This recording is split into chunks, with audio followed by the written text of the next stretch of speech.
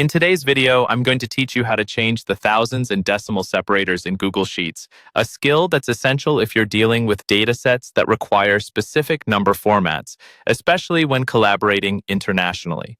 To start, you'll want to open your Google Sheets document. You can create a new one or use an existing sheet that needs number formatting adjustments. Managing your data's appearance is crucial, especially when sharing documents, as it ensures consistency and clear communication across different regions with varying numerical standards. Once your sheet is open, the first step is to select the cell or range of cells where you'd like to apply the changes.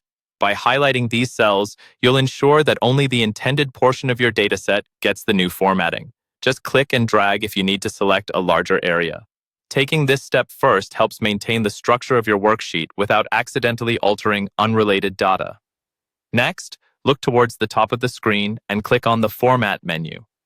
The Format drop-down holds various options that might seem overwhelming at first glance, but it's where we'll find what we need to work with numbers specifically. In this menu, you're going to see a Number option. Click on Number, and a new list will appear. This is where Google Sheets offers default formatting options like currency or percentages. For more detailed customization that goes beyond these defaults, we'll need to go a step further. From here, select Custom Number Format. This option allows you to modify the appearance of numbers according to your preferences. It opens a dialog box where you can manually input the formatting symbols to define how thousands and decimal points are displayed. Google Sheets usually uses commas to separate thousands and a period for decimals as a default. If, for example, you prefer European-style formatting where a period separates the thousands and a comma is used for decimals, this is where you make those changes.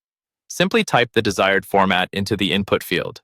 You might use nabrais, $1,000 or dollars for European style, or use commas for thousands and a period for decimals like nabrais, $1,000, $1 for traditional US formatting.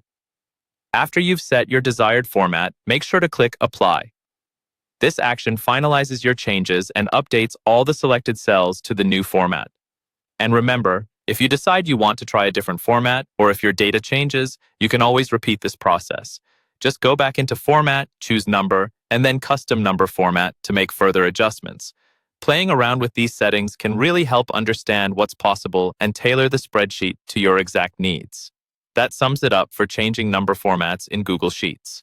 With just a few clicks, you can adapt your spreadsheets to communicate your data clearly to all audiences. Thanks for watching, and happy spreadsheet editing.